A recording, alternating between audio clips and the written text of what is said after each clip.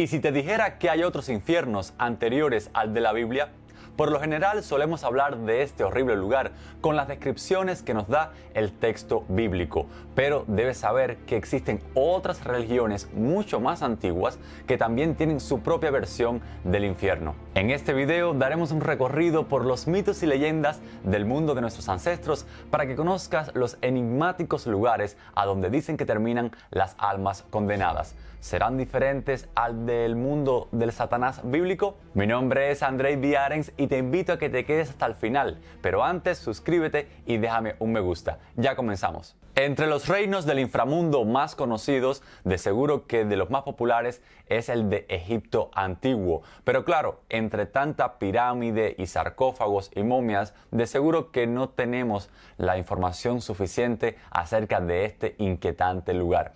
Para ello debemos remitirnos a las fuentes que, más han llegado a nuestros días y donde encontramos el mayor volumen de información. Estoy hablando sobre el libro de los muertos y el libro de las puertas. Se trata de textos rituales en los cuales se ayudaba a que las almas pudieran atravesar por una serie de pasos para llegar hasta el inframundo. En la época del Imperio Antiguo, entre el año 2686 y el 2181 antes de nuestra era, los egipcios creían que el Dat era un reino celeste situado sobre la tierra y que encima de este se encontraba el reino celeste de Ra, al que solamente el faraón podría acceder una vez fallecido. El reino del Dat estaba gobernado por Horus, mientras que el dios Anubis precedía los espíritus de los hombres, que tras su muerte viajaban a este cielo inferior. En él se encontraban los espíritus que todavía no eran absolutamente puros. Pero ya para el Imperio Nuevo se le cambió el nombre a Duat y se le veía más como un inframundo, un lugar debajo de la tierra gobernado por Osiris. Se dice que el dios Sol Ra viajaba del oeste al este durante la noche en una barcaza y atravesaba las oscuras regiones del Duat para enfrentarse cada día a la serpiente Apep, un monstruo que representaba el caos y las fuerzas malignas. El Duat tenía una sola entrada, a la que se podía llegar viajando a través de la tumba del difunto. Lo primero que se podía ver era un largo pasillo custodiado por enormes y fascinantes estatuas. Después, los espíritus llegaban ante el dios Anubis, quien determinaba la virtud del alma del difunto y declaraba quién merecía una vida pacífica después de la muerte. Si el corazón del difunto se equilibraba con la pluma de Maat, Tot registraba el resultado y se lo presentaba a Osiris, quien los admitía en el Sehet Aaru. Sin embargo, si su corazón era más pesado que la pluma, debía ser devorado por la diosa Amit, destruyendo permanentemente el alma del difunto. Ahora, es muy importante que entendamos aquí que el concepto de vida eterna, según los antiguos egipcios, se trata más bien de una reencarnación y no como vivir ya eternamente en el cielo o en el infierno. Entonces, aquellas almas que se consideraban puras eran guiadas por el dios Osiris para volver en ese camino, para llegar otra vez a la vida terrenal, o sea, para volver a nacer. Ahora, según las mitologías egipcias, después de muerto ni tan siquiera las cosas se volvían más fáciles. Cuando el alma del difunto llegaba al inframundo, debía seguir una serie de ritos, una serie de caminos que eran bastante difíciles. Por tanto, la ayuda que le pudieran ofrecer los vivos, sus familiares, sus conocidos, era crucial. Por tanto, una vez que alguien moría, pues sus familiares jugaban un papel importante a la hora de guiar, ofrecer una especie de guía en ese camino al infierno. Y por supuesto, para tener una vida ideal una vez muerto, pues el individuo debía cumplir con una serie de requisitos morales durante su vida y por supuesto adscribirse al credo egipcio imperante en aquel momento. Al ser la Duat un mundo complejo, plagado de lugares enigmáticos y genios dañinos o benéficos, a partir del Imperio Nuevo se compuso un texto llamado Libro del Amduat, donde se exponía su geografía y sus seres para emplearlo a modo de guía. Ahora, también aquí es importante entender que si bien existía la noción de inframundo en las creencias del antiguo Egipto, no existía como tal un concepto del infierno, tal y como lo entendemos hoy. Para ellos era temible, por supuesto, la oscuridad, el estado de inconsciencia, que para ellos era el antónimo de lo que significaba vivir. Por tanto, sí, para ellos podría ser un periodo oscuro, un periodo al que nadie quería llegar, pero no había esa connotación tan negativa, tan diabólica, por así decirlo, que tenemos hoy, por ejemplo, con la religión cristiana. En la literatura de fantasía también podemos encontrar muchísimas historias cargadas de lugares como infiernos, inframundos, y muchas de ellas se basan, por supuesto, en mitos y leyendas del mundo antiguo. En mi novela Andreíadas también tengo algunos momentos, algunos espacios en los que abordo de forma directa o indirecta este tipo de lugares. Si quieres apoyar mi trabajo y quieres disfrutar también de buena literatura de fantasía épica, te invito a leerlo. Lo tienes a tu disposición en Amazon en varios formatos, desde el ebook, tapa blanda, tapa dura. Te dejo el enlace en la descripción de este video. Hircaya, el inframundo de los sumerios y babilonios. Como ya va siendo habitual en este canal, volvemos a la antigua Mesopotamia para hablarte en este caso del inframundo de los habitantes de estas antiguas civilizaciones. Recuerda que Mesopotamia no fue sola una civilización, sino varias civilizaciones, varios imperios que se fueron sucediendo los unos a los otros a medida que iba pasando el tiempo. A diferencia del Egipto antiguo, en Sumeria no encontramos algún tipo de texto que funcione como una especie de guía para que el difunto pueda llegar a su destino final, pero sí tenemos varias fuentes que nos ayudan a entender un poco cuál era la visión que tenían estas personas en aquel entonces. El más conocido tal vez sea la epopeya de Gilgamesh. En este relato se cuenta el destino de los muertos en el más allá y se describen los ritos mortuorios. Otros textos probablemente se compusieron para ser recitados durante los ritos religiosos que tenían que ver más con fantasmas o dioses que morían. Los antiguos mesopotámicos veían al inframundo como la versión opuesta al reino de los vivos. Era como una especie de la visión sombría de todo aquello que ocurría en la tierra. Y si bien quedaba a una gran distancia en el plano espiritual, realmente no estaba tan lejos en el plano físico. En general, las descripciones literarias del inframundo son funestas.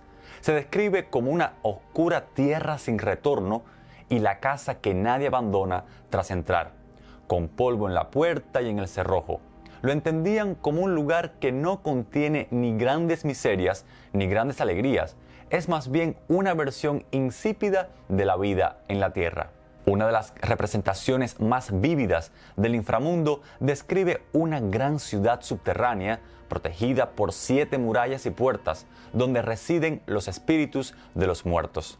En el texto acadio, El viaje de Ishtar al inframundo, podemos ver justamente cómo la diosa tiene que ir pasando por estas murallas y en cada puerta tiene que ir dejando prendas. Por tanto, ya cuando llega al final de su camino, ella llega totalmente desnuda. Y esto nos habla de los posibles ritos que también podían seguir, por ejemplo, la nobleza de aquel entonces. La comunidad de espíritus que vivían en la gran ciudad a veces se llamaba Arayu en acadio o Ganser en sumerio.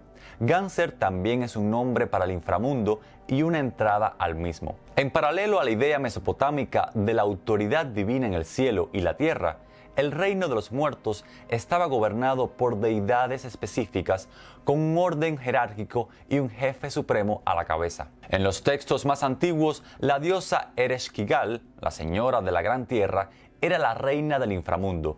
Más tarde fue sustituida por el guerrero Nergal, señor de la gran ciudad. Un mito acadio que data como muy tarde de mediados del segundo milenio antes de nuestra era, intenta resolver las tradiciones enfrentadas convirtiendo a Ereshkigal en esposa de Nergal. Y al igual que las deidades de los cielos se reunían para impartir justicia en el mundo superior, bueno, pues también estas deidades mesopotámicas del inframundo se reunían para impartir justicia. Y estas deidades específicamente son los Anunnakis, sobre los cuales ya te he hecho un video aquí en mi canal. Y como mismo ocurría en el Egipto antiguo, En Mesopotamia, lo que se entiende como inframundo no era equivalente a un infierno. Por tanto, si bien era la versión opuesta de lo que ocurría en la superficie, no era un lugar de castigo o un lugar de condenación. Este era un lugar al que llegaban las almas cuyos cuerpos habían recibido la preparación correspondiente en vida. Por otra parte, los mesopotámicos no veían la muerte física como el fin último de la vida. Los muertos seguían con una existencia animada en forma de espíritu que se conocía por el término sumerio Gidim y su equivalente acadium Etemum, una especie de fantasma. En el momento de la muerte física, la posición del difunto cambiaba de Agilu a Etemu. Por tanto, la muerte era una etapa de transición durante la cual los seres humanos se transformaban de un estado de existencia a otro. Al llegar al inframundo, el Etemu era juzgado por el tribunal de los Anunnakis y se le designaba un lugar en su nueva comunidad subterránea. Este juicio no tenía una naturaleza ética y no tenía nada que ver con los méritos del difunto en vida. En vez de eso, tenía una función administrativa y confirmaba, según las reglas del inframundo, la entrada del Etemu en su nuevo hogar. Aún así, el juicio y asentamiento del Etemu en el inframundo no era totalmente arbitrario ni neutral. Al igual que existían las jerarquías sociales en las comunidades de los vivos, también había una jerarquía entre los fantasmas de la gran ciudad de los muertos. La posición social del Etemu en el inframundo se establecía mediante dos factores: la posición social del difunto en vida y el cuidado tras la muerte de su cuerpo y su tumba, o de su estatua de culto que hacían los vivos en la tierra. Y si bien en el inframundo el Etemu podía reunirse con sus familiares que murieron antes que él, todo indica que ellos no conservaban sus características propias estando en vida. Por tanto, muchas veces no era posible que se reconocieran los unos a los otros. Quiero hacerte una pausa aquí para hacerte mención de otros infiernos que, si bien no son exactamente anteriores al infierno bíblico, sí son muy auténticos porque se desarrollaron en civilizaciones muy alejadas que no tenían ningún tipo de vínculo de conexión con estas civilizaciones más del Oriente Medio, de Europa o de Asia. Estoy hablando de los inframundos de Mesoamérica. El primero es Mictlán, el infierno de los aztecas. El segundo, Xibalbá, el infierno maya. Y el tercero, el Ucupacha, la tierra de los muertos según la cultura inca. Sobre uno de ellos te he preparado un video en mi Patreon y te dejo el enlace en la descripción de este video. Apóyame para que yo pueda seguir creando más contenido de este tipo para ti. Hades y Tártaro, las tierras de los condenados griegos. Escondido en las entrañas de la tierra y gobernado por el dios Hades y su esposa Perséfone, el inframundo era el reino de los muertos, un lugar oscuro a donde iban sus almas. Estaba dividido en dos zonas principales, el Tártaro y el Érebo. Mucho de lo que los griegos y romanos antiguos imaginaban sobre el inframundo venía directamente desde la Odisea de Homero o la Eneida de Virgilio, porque, bueno, eran los textos fundamentales en aquel momento, pero aquí hay que tener mucho cuidado porque estos textos no siempre coinciden y por tanto debemos hacer distinciones a la hora de referirnos a estos lugares. Según Virgilio, por ejemplo, el inframundo se disponía de la siguiente manera. Aquí pueden ver un mapa con algunos detalles que nos ofrecen una mirada bastante global sobre este lugar. Otros artistas como Robin Rohn ha propuesto la disposición geográfica del inframundo de esta otra manera, con un mapa yo creo que bastante detallado. Pero según Homero, el inframundo es un lugar oscuro donde solo habitan las sombras. Nada es real ahí. La existencia de fantasmas, si se puede llamar así, es simplemente como un triste sueño. Según Virgilio, un barquero anciano llamado Caronte lleva las almas de los muertos desde el mundo de los vivos al mundo de los muertos, cruzando el río Aqueronte y el Estigia, llegando a las puertas del infierno. Caronte solo recibe en su barco a aquellas almas que tengan una moneda debajo de sus lenguas para pagar el pasaje cuando murieron y que fueron enterradas debidamente. En la puerta vigila Cerbero, el perro de las tres cabezas, que permite entrar a todos los espíritus o almas, pero no permite que salgan. Al llegar, las almas eran juzgadas por 3 jueces, Radamanto, Minos y Eaco. Estos jueces decidirán y enviarán a las almas malvadas al tormento eterno y a las almas buenas a los campos elíseos. Ahora, ¿qué pasaba con aquellos que no pudieran pagar al barquero? Bueno, aquí sencillamente las leyendas, los mitos nos dicen que sencillamente las almas se transformaban en fantasmas que vagaban por la tierra eternamente. Esta creencia entonces nos habla acerca de la naturaleza ambigua del Hades, porque ya entonces no se ve como ese infierno donde debe sufrir el alma, sino sencillamente ese lugar a donde el alma puede ir para encontrar su reposo. Todo lo contrario de lo que ocurre con aquellas almas que no pueden hacerlo. Cuando se consideraba que un alma había llevado una vida especialmente buena, primero se le llevaba a beber de las aguas del río Lete, para que olvidara todo lo malo, y luego se la llevaba a los idílicos campos elíseos. Por otra parte, cuando se consideraba que un alma había llevado una mala vida, ésta caía en manos de las furias, que la llevaban al Tártaro, el nivel más profundo del Hades, donde se le castigaba por sus fechorías. Las peores almas, aquellas que habían ofendido a los dioses con su irreverencia, estaban condenadas al tormento eterno. Algunos ejemplos de tal castigo son Sísifo, condenado a empujar eternamente una roca cuesta arriba; Tántalo, que nunca podía saciar su sed; Ocnos, que trenzaba una cuerda mientras un burro se iba comiendo el otro extremo; o las hijas de Dánao, que tenían que intentar llenar un tamiz con agua; e Ixión, que estaba atado a una rueda que daba vueltas sin cesar. Ahora, pese a que este era un lugar terrible, muchos héroes de la antigua Grecia iban al infierno a cumplir determinada misión. Por ejemplo, tenemos a Hércules, que fue a capturar a Cerbero como el último de sus 12 trabajos. O, por ejemplo, Odiseo, que fue a buscar el consejo del sabio Teresias; u Orfeo, que quiso encontrar a Eurídice; y Teseo y Pirito, que fueron a capturar a Perséfone para que se casase con el segundo. Una parte importante de la geografía del inframundo del Hades, pues nos habla acerca de sus ríos. Todas las referencias hacen mención a lo oscuro y frío de estos lugares, que era regado por los arroyos de 5 ríos infernales. El Estigia era el límite entre la tierra y el inframundo, al que rodeaba 7 veces. Este era el río del odio y de los juramentos inquebrantables. Los dioses son comúnmente representados haciendo juramentos junto a sus aguas. Aqueronte, el río del dolor y pena, que era negro y profundo. Cósito, el río de la lamentación y quejidos de dolor. Flegetonte, un río de fuego que posiblemente conducía al Tártaro. Por él corría fuego que ardía pero que no consumía combustible alguno. Hilete, el río del olvido, de donde las almas muertas debían beber para que pudieran olvidar sus vidas terrenales, en preparación para una posible reencarnación. Ahora, el inframundo por supuesto que existió mucho antes de que los dioses olímpicos reinaran en el mundo. Claro, nosotros por lo general lo que conocemos es que una vez que estos dioses olímpicos triunfaron en la lucha contra los titanes, pues al final Zeus, Hades y Poseidón se repartieron el mundo y fue justamente a Hades al que le correspondió el inframundo. Es por eso que coincide el nombre del dios con el del lugar. Si quieres que dedique un video completo en especial a uno de estos inframundos sobre los que te estoy contando en este video, por favor pídemelo en los comentarios y yo con mucho gusto prepararé este material para ustedes.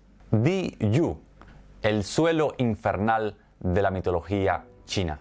En la mitología china, el reino de los muertos es conocido como Di Yu, la prisión infernal. Se trata de un reino en forma de laberinto con mazmorras subterráneas donde las almas son tratadas en concordancia con sus pecados terrenales. Se trata de una especie de purgatorio que no solo sirve para castigar, sino también para renovar a los espíritus cara a la siguiente encarnación. Hay muchas deidades asociadas con el lugar, cuyos nombres y propósitos están sujetos a informaciones contradictorias. Se dice que, por ejemplo, es Yama, el dios de la muerte, el señor de los espíritus y guardián del inframundo. Ahora, el número exacto de niveles del infierno chino y sus divinidades asociadas es diferente según la tradición budista y la tradición taoísta. La entrada se encuentra en una enorme montaña al otro lado del plano astral. También se puede entrar a través de la fantasmagórica ciudad de Fenyu. Todas las leyendas coinciden en que es un lugar oscuro y siniestro, algo así como un complejo carcelario con amplias instalaciones de tortura. Según otras versiones, cuando mueres, los oficiales ponen tu alma bajo arresto y te llevan a la oficina de Yan Luwan, el rey del infierno. Entonces te diriges a la corte de Qin Kuan Gan para ser inspeccionado en su espejo de retribución. Y aquí también sí ya se parece más a lo conocido por nosotros, puesto que las almas que fueron juzgadas y tienen determinadas virtudes, porque llevaron una vida virtuosa, bueno, pues se mandan como una especie de vacaciones al paraíso, mientras que las demás sí sufren condenas en el infierno. Ahora, ya cuando tu agonía es completa y te has arrepentido por todo, es hora de renacer. Se te convoca a la corte y aquí decidirán la forma de tu próxima existencia. Lo mismo podría ser un ser humano o un animal. Entonces, la dama Meng Po te da el té del olvido, que borra tu memoria y hace que olvides por completo todos los castigos que acabas de sufrir. Y una vez que te has tomado el té, se te invita a dar un paseo por la rueda de la vida, que cada vez gira más rápido y sales disparado hasta que, bueno, termina el proceso en la reencarnación de tu nuevo cuerpo. ¿Cuál de los infiernos vistos hasta ahora son más terribles para ti? ¿Cuál de ellos le hace competencia al del Satanás bíblico? Te leo en los comentarios. Como te habrás dado cuenta hasta aquí, tenemos dos puntos fundamentales a la hora de abordar las creencias del inframundo o el infierno. Por una parte está ese temor innato a lo desconocido, porque desde la antigüedad hasta el día de hoy no sabemos exactamente qué hay después de la muerte. Y por otra parte tenemos la cuestión moral, porque siempre se asocia a la actitud que tengamos en la vida con el castigo o el regalo que puedas obtener después de tu muerte, como una forma de encontrar ese equilibrio social en el cual se desarrollan las civilizaciones. Ahora, sea esto verdad o no, sea esto, cada una de estas historias tengan algún punto de referencia real o no, estudiarlas, leerlas, siempre nos ayuda como mínimo a conocer mejor a nuestros ancestros, a saber cómo ha ido evolucionando la civilización humana y por tanto nuestra inteligencia, nuestra forma de entender la vida, y por supuesto todo eso nos aporta al día de hoy porque son preguntas universales que todavía no tenemos respuestas para ellas. Por tanto, yo espero que este video te haya sido interesante. Dime cuál de estos inframundos suena más terrible para ti. Y bueno, te espero en la próxima para que sigamos hablando de mitos y leyendas de nuestro mundo.